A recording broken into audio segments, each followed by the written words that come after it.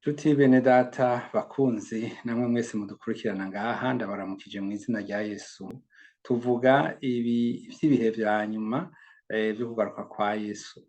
Mwibuke yuko abantu kuva na kera bamye bagerageza kugira ngo biyonkore ku Mana, bidegemvye. Niho hariya mu kiyaya ca Sineyari bubatse umunara wa Babeli, hanyuma Imana ikaja kubatesha bikabateza indimi bikananirana ko bumvikana muri ico gikorwa. N'ubu ibiriko birubakwa bisa n'ivyo. Yego, ndabashimiye cane ku rukundo mufise muhora mugaragaza. Hariho abahora banyandikira, hariho abahora babimbwira kw'iterefone canke ku munwa, bakambwira bati twakurikiranye ibiganiro. Hariho mwene data ndamuramukije cane, ari hariya mu gihugu ca Canada. Iyo nshize video nshasha kuri statut aba yayibonye kandi aca ampa ikimenyetso ko yayikurikiranye. Ndamushimiye rero ku kuntu yitwararika ijambo ry'Imana. Reka duhere ku nkuru canke kw'ijambo rimwe tuza gusoma hariya mu gitabo kwa Daniyeli. Rero wewe Daniyeli, gumiza ayo majambo muri ntibate, umatanishe ishashara igitabo cavyo, udomemwo ikimenyetso gushitsa igihe c'iherezo. Niho benshi bazoserangura muri co, kandi ubwenge buzogwira. Muvyo yarahejeje kuvuga rero Daniyeli ngaha, aho yabwirwa ayo majambo, yahejeje gutangaza ibi bikurikira ngo: kandi benshi mu bazoba basinziriye mw'ivu hasi bazokwikangura, bamwe bikangurire ubugingo budashira, abandi bikangurire ubumaramare n'ibiteterwa bitazoshira. Ngo kandi abagize ubwenge bazokayangana nk'ugukayangana ko mw'itazanure ry'ijuru, n'abashikanye benshi ku bugororotsi bazokwaka nk'inyenyeri ibihe bitazoshira. Haleluya. Isi ubu itwarwa n'ubuhinga ngurukana bumenyi. Mu Burayi no mu bihugu vyinshi vyo kw'isi, ubuhinga ngurukana bumenyi nibwo bakoresha, nibwo bakora no mu buzi nibwo bakoresha. Iyo butariho nta gikorwa. Ubuhinga ngurukana bumenyi bwahindutse ububiko. Nk'ubu jewe nkeneye impapuro z'amavuko z'abana, nicara ku cuma ngaha nkandika, nkabwira ikomine bavukiyemwo nti ndakeneye yuko mumpa impapuro z'amavuko z'aba bana. Bakazindungikira bakoresheje ubwo buhinga nyene ngurukana bumenyi, canke bakarungika kuri posita. Kwishura amafaranga yabo y'ico gikorwa ndayishurira aha nyene kuri iki cuma. Kurungika canke guhanahana amafaranga bakoresheje interineti yo kuri telefone, gushika ubu bisa n'ivyoroshe. Abantu benshi barazi n'ubundi buryo bwo kurungika amafaranga bwitwa Western Union, RIA canke MoneyGram. Ivyo ntawo bikinaniye, ariko mumenye ko ahanini bihagaze no ku buhinga ngurukana bumenyi. Ariko muri ivyo vyose, iyo amafaranga arungitswe, abantu bakira amafaranga y'inoti canke y'ibiceri. Ariko siko bizohora, kuko ubu hariho umugambi w'ikurwaho ry'amafaranga y'impapuro canke y'ibiceri. Uwo n'umugambi uriho, umaze igihe kitari gito wigwa. Ibanki nkuru y'Uburayi iri Frankfurt naha mu Budagi yamaze gukora ifaranga rya euro rihanahanwa ku buhinga ngurukanabumenyi. Iryo ntirizoboneka nk'igiceri canke inoti, rizohanahanwa ku buhinga ngurukanabumenyi. Mu mugambi wo gukuraho icitwa amafaranga y'inoti co kimwe n'ibiceri, hari icuma, imashini yateguwe izotuma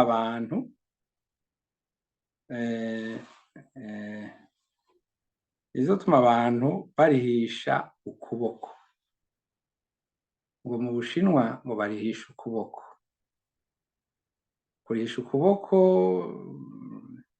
turaza kubitahura buhoro buhoro.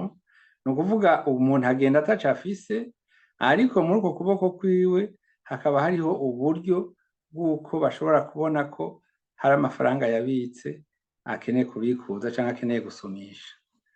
Nico nashaka kubabwira. Hanyuma reka, hariho ijambo abantu bibaza yuko hazogera igihe bakabasaba kwidondora, batange amazina n'inomero zabo zibaranga, harimo n'amazina ya konte yo muri banki. Mu gihugu cacu turi mu bihugu hariho abantu batafise inomero ya banki. Ino i Buraya konte ni itegeko. Ego abantu bose barayifise, kubera ko hariho ivyo bishura canke iyo leta ikeneye itegerezwa kubaha amafaranga, kuko hariho n'abayahabwa, itegerezwa kugira iyo nimero ya konte. Vyumvikana yuko, ntegere dukurikirane neza, vyumvikana yuko naho hakiriho amakuru tutaratohoza neza, abantu batari bake na cane cane abahanzwe n'ihwa yitiriwe amazi y'ingona bizi, abandi abanyatanzaniya bavuga ngo uviko, niyo ngwara yakingiwe. Abantu benshi rero cane cane mu Burayi bararonse ayo mazi. Mu mugambi wo gukuraho icitwa amafaranga y'inoti canke y'ibiceri, hari icuma, imashini yateguwe izotuma abantu barihisha ukuboko. Sinzi ko ari ikiganza canke igice c'ukuboko canke ukuhe kuboko, ariko hari ijambo ry'Imana dushobora gusoma ryodufasha gatoya, ngo igikoko kisokoroka kiva mw'isi. Ibi vyose ni ibintu muvuze mu buhinga bufobetse, ariko reka twiyumvirire twebwe turabe ko twikurira mu vy'iwacu. Hanyuma nja mbona igikoko gisokorotse kiva mw'isi, cari gifise amahembe abiri ameze nk'ay'intama, ariko cavuga nk'igisato. Cari gifise ububasha bwa ca gikoko ca mbere, gica gitegeka isi yose, abantu bose bayibako gusenga ca gikoko ca mbere, kimwe cakira igikomere giteye ubwoba. Gitegeka ababa kw'isi gukora igishushanyo ca ca gikoko ca mbere, cari cakomerekejwe cane n'inkota, ariko kigakira. Congera gitegeka abantu bose, abakuru n'abato, abatunzi n'abakene, abagurano n'abidegemvya, ko bashirwako ikimenyetso mu kiganza canke mu ruhanga, kugira ngo ntihagire n'umwe ashobora gusuma canke adandaza kudandaza atagifise ico izina rya ca gikoko canke igiharuro gihagarariye izina ryacu. Uko bimeze rero ko twumvise ngo abantu bose gitegeka ko abantu bose, hariho abibaza yuko abantu bose bazotegerezwa kuyanywa canke kuyaterwa, kubera yuko ubu ikiriko kiraronderwa nuko hakorwa karangamuntu mu muntu. Gushika ubu karangamuntu dufise ni karangamuntu iri ku makarata, urayisokorora ukayerekana ngiyi, ariko ubu bagomba ngo iyo karangamuntu izobe mu muntu. Kubera yuko umuntu adashobora gusoma mu wundi, hazoba rero hari icuma kiyisoma. Mugabo kugira ngo ico cuma kizoyisome barabona rero ibirimwo, ariko cane cane baba bashaka kuraba ko wewe uri ingenzi, nta bintu vy'ibigwanisho utwaye ushobora kubangamira umutekano wabo mujanye ahanini. Rero ubu ikiriko kiraronderwa nuko karangamuntu y'umuntu imubamwo. Kubera yuko hari ivyuma biyisoma, hariho za mashine rero zizobisoma hafi zizoshobora kubisoma kugira ngo bashobore kugukundira kubandanya iyo ugiye, canke bashobore no kugukundira gutora amafaranga ukeneye, kugurisha amafaranga ukeneye canke kurisha amafaranga uriko urasabwa. Bashobora no kuzoraba n'ibindi bintu bakaraba ati mbega uyu muntu iyi ngwara yarayikingije canke ntiyayikingije, ibintu nk'ivyo. Aho abantu bahora bakoresha amakarata ya banki ntibizoba bigikenewe, birya vyo gutonda kuri harya batanga amafaranga ntibizoba bigikenewe. Ubu hizwe uburyo rero bwo gushira mu mubiri w'umuntu karangamuntu yiwe, nico nariko ndababwira. Ico kizotuma rero bagenzura n'ivy'amahera y'uruja n'uruza. Ca wiyumvira yuko atagiturire, mu vy'ukuri n'igiturire nticoba kigishoboka, kubera yuko ihera ryose ryinjiye hariho imashini ishobora kubibona, bakabona ati uyu muntu yakiriye amafaranga yayakiriye gute.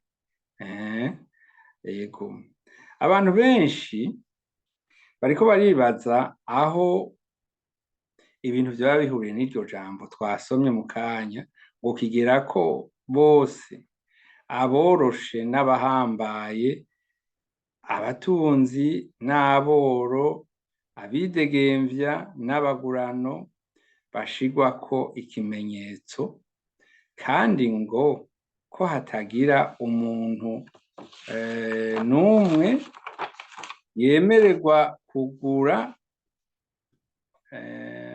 ico aguze canke ashora atari ufise ikimenyetso n'ico zina rya ca gikoko, kandi igitigiri c'izina ryaco ni bakivuze ni 666.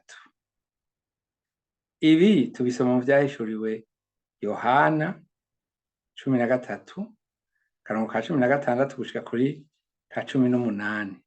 Nababwiye nti umutwe w'amajambo ni umunara bawugeze kure. Bashaka ko umuntu wese bakurikirana ivyiwe vyose, bakubonye bashobore gusoma indwara wagwaye, imiti ufata, ivyo ego iyi miti utarafata, ivyo utarakingirwa, baraba amadeni ufise, baraba ibintu vyose. Ikoreshwa ry'amafaranga mumaze imisi mubona yuko ihanahano ry'amafaranga ryateye imbere, rigeze kure, nabivuze kuri za Nimikashe, Kokashe, MoneyGram, Western Union, RIA n'ibindi. Mu minsi iri imbere bashobora kuzoba bafise ubwo bubasha bwo kukuzibira wewe ubwawe ku giti cawe bivanye n'ico babona utakoze nk'uko cari gitegerejwe gukorwa. Nk'uko nabibwiye bashobora kubigira mu bihe vy'iherezo, hazoba ibintu biteye ubwoba vy'amayoberane. Mu bihe vy'iherezo hazoba ibintu biteye ubwoba vy'amayoberane. Reka dusome ijambo ry'Imana riri mu Bikorinto ba mbere 6 igice c'9, turagerageza gushika no kuri 11 turabe ico hatubwira. Abikorinto igice ca mbere, Abikorinto ba mbere igice ca 6 akarongo c'9 havuga ngo, mbega ntimuzi ko inkozi z'ibibi zitazoroga ubwami bw'Imana? Ntimukibeshe, abihumanisha ibijanye n'ubusambanyi, abasenga ibigirwamana, abasambanyi, abagabo bihindura abagore mu bumaraya, abahuza ibitsina basangiye, abasuma, ingunge, imboregwa, abavuga nabi abandi, n'abambuza ntibazorogwa ubwami bw'Imana. Amen. Ayo majambo arakomeye. Reka tubandanye gatoyi tugere kuri 11. Bavuga ngo kandi bamwe muri mwebwe bari bameze nk'abo. Wewe ubibwiye ubu, ni ukuvuga ko naho wowe ukiri muri uwo mugwi urashobora kuvayo. Yego, bari bameze nk'abo, ariko mwarogejwe, murezwa, mwongera mwemererwa n'Imana nk'abagororotsi mw'izina ry'Umwami Yesu Kristo, mubihawe na mpwemu w'Imana yacu. Aha intumwa Pawulo yariko yandikira abigishwa biwe bo mu karere ka Korinto, ubuye ni mu Bugiriki. Ntabwo ati mwebwe mwakijijwe kera, yariho ibintu mubimenye bishobora kubuza umuntu kuja mu ijuru. Nivyo rero duheje kuvuga muri ako kanya. Nari mvuze nti mu bihe vy'iherezo hazoba ibintu biteye ubwoba, amayoberane. Ivyo turiko tubona aha hanze, abantu bariko barondera kugenda bari gusa, no mw'ishengero bagenda bari gusa, canke bambaye zitabakwiye, izo bagenda barakwega kugira ngo bagire ivyo bafutse batafutse ubwa mbere. Ivyaraye bibaye i Paris, ngira ngo mwese mwaravyumvise, abantu bakuze bari muri iyo migwi navuze aho hejuru, bariyerekanye bari gusa, bambaye ibitabakwiye, berekana ko bagendana nabo bahuje ibitsina, abandi ko bihinduye bakava mu vyo barimo bakaja mu bindi, imbere y'abantu barenga umuriyaridi bariko baraba, bamwe kuri za televiziyo, abandi nabo bahishikiye. Ntiberekanye gusa ivy'ubushirasoni n'ubushegabo gusa, barazananye n'ibigirwamana vyabo. Mu minsi ya nyuma hazoba abantu bahakana Imana. Twarabivuze mu bindi bice, kandi n'ubu nivyo biriho, bakora ibishoboka byose kugira ngo bagaragaze canke bonyene bemeze ko ata Mana iriho. inkino zitwa rero Jeux Olympiques zabereye i Paris, zateguwe haheze imyaka myinshi, kandi hariho vyinshi vyari vyateguwe vyategerezwa gukorerwa aho. Mu kiganiro umushakashatsi yitwa Dr Anne-Marie Yime yasiguriye ikinyamakuru Neo Salva ukuntu bari bateguye izo nkino bipfuza yuko abantu bagenda bahawe ico bita portefeuille numérique canke ikotomoni ngurukana bumenyi. Ivyo ntibabishitseko ariko nibaza ko bazobibandanya. Iyo nizingiyemwo rero ca giharuro c'umuntu arico kimenyetso ca gikoko. Bifatiye kuri karangamuntu izoba irimwo ikarata igaragaza ko umuntu yakingiye ingwara z'ivyaduka, irimwo uruhusha rwo kugendesha imodoka, ikarata yo kwivuza, ikarata ya banke n'ibindi vyinshi, kuko iyo karangamuntu ngendanwa, sinovuga ngo ni ngendanwa kuko ni karangamuntu izoba iri mu muntu, izotuma bashobora kubona umuntu bagasoma ivyiwe vyose atana kimwe kivuyemwo, kandi bafise n'ububasha bwo kumuzibirira udufaranga twiwe canke bakamuha uruhusha bati wewe ntugende. Ino abana batarakwiza imyaka 18 nta ruhusha bafise rwo kugura inzoga zirimwo alcool. Iyo bagiye kugura babanza kubabaza akarangamuntu hanyuma bakabona kuzibaha. Naho ubu rero bose baza bafise icuma c'uko umuntu ashira mu kuboko bakamenya ati uyu arakwije imyaka canke ntakwije imyaka.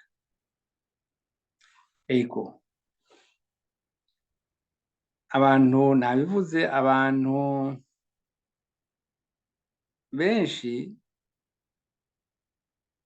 barafise canke bararonse ibikwiye mu mibiri yabo kugira ico kimenyetso bashobore kuba bogikabura, no kuvuga active, kigaca gitangura gukora.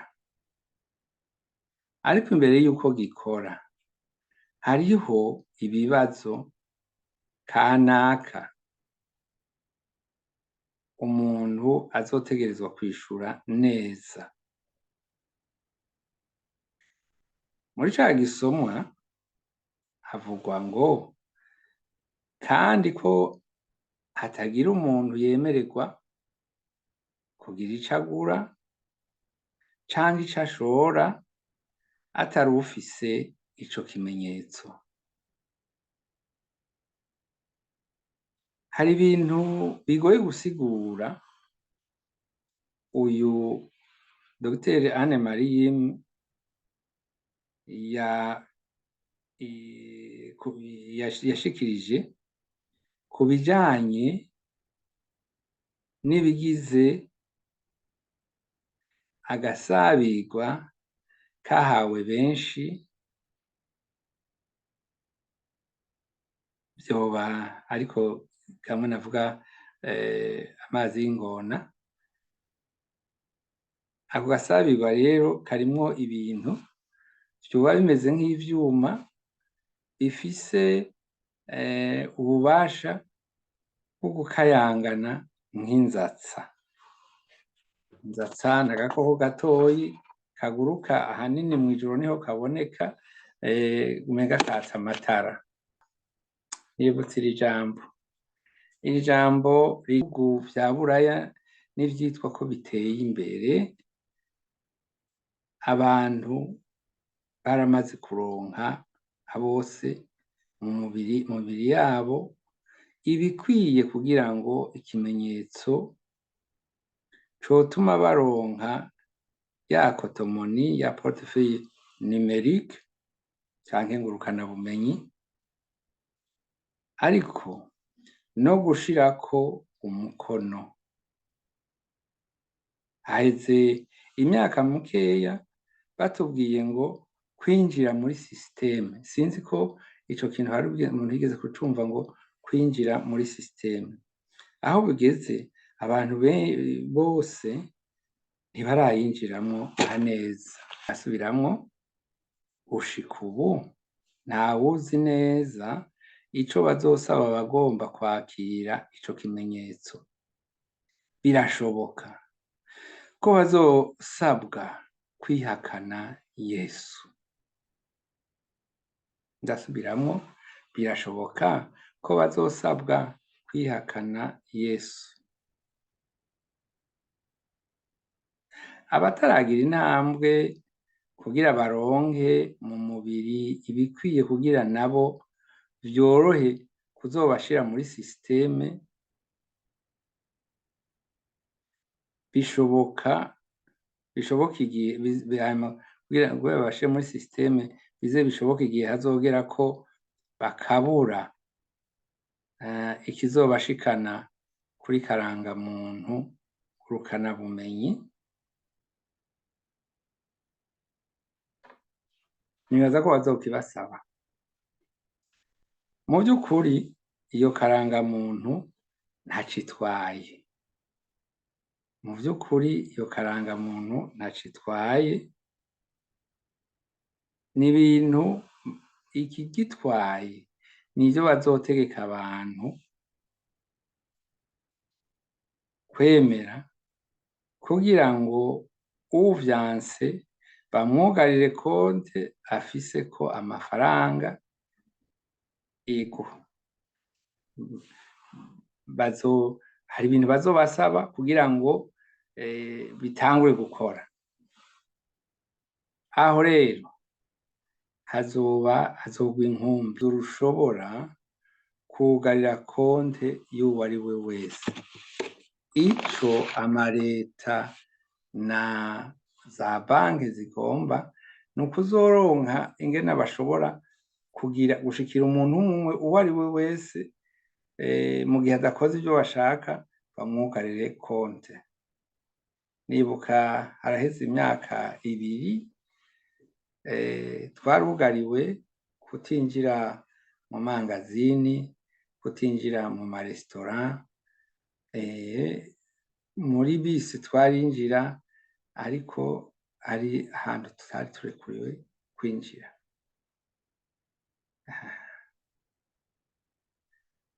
Reka tubandanye tugaruka kuri rya jambo nyene ngo kigera, kandi ko hatagira umuntu yemegwa kugira icagura canke ashora atarufise ico kimenyetso. Bishoboka kwemera gushigikira umugambi w'abahumvyi bamwe baryamana n'abagabo ari abagabo, abagore bakaryamana n'abagore ari abagore, ego, canke abihindura. Navuze nti kw'isi hari ibintu vy'amayoberane. Hari vyo kugurura ibirori vya Jeux Olympiques, vyarababaje abantu benshi kuko vyabonetsemwo akagaye no gucokora.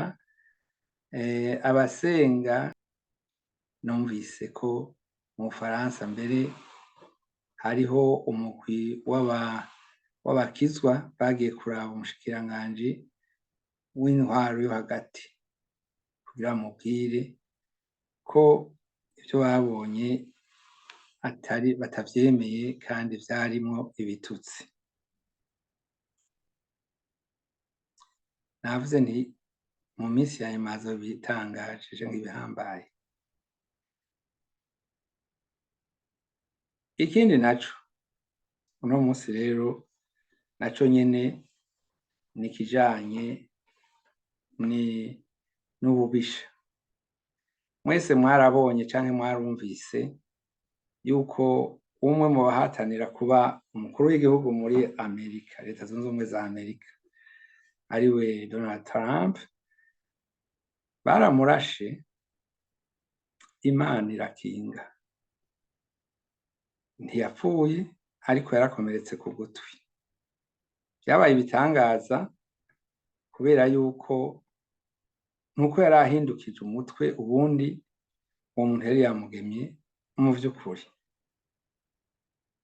Mu kanya namye ndaba amashengero yabaye ubuguriro,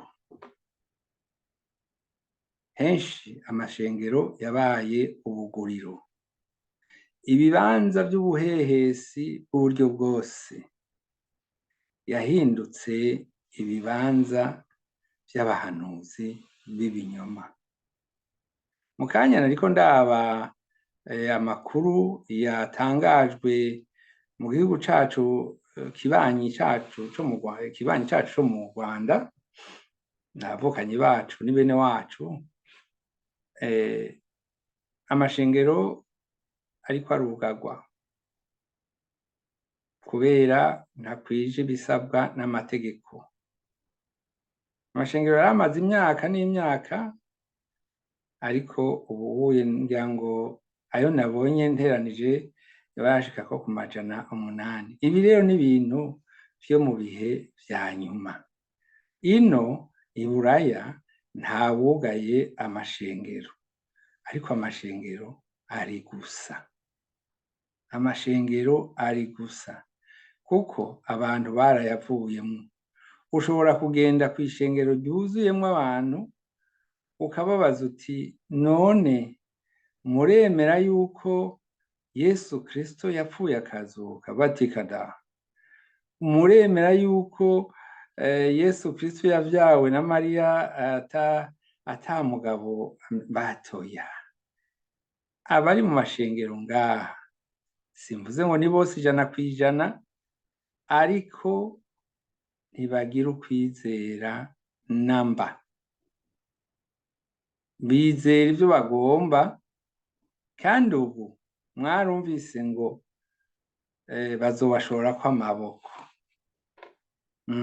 Mu bihe vya nyuma bazobashorako amaboko, babapfunge, babahora Kristo, babahora kwizera Yesu Kristo. Ibi bintu turiko turabona vyitwa LGBTQ bizotuma haba ingorane zitari nke ku batavyemera, kandi